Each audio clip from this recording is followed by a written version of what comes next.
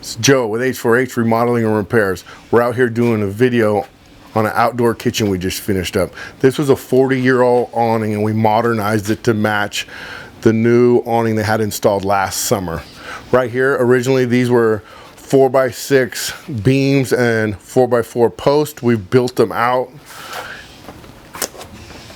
Up here we got shiplap ceiling with can lights and ceiling fans. We got light switches with dimmers that control both ends independently.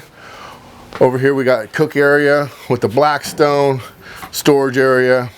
They got a pizza oven. Over here we got granite countertops, outdoor cabinetry, a deep sink with a disposal freezer. Over here we got drop down shades for when the sun comes out.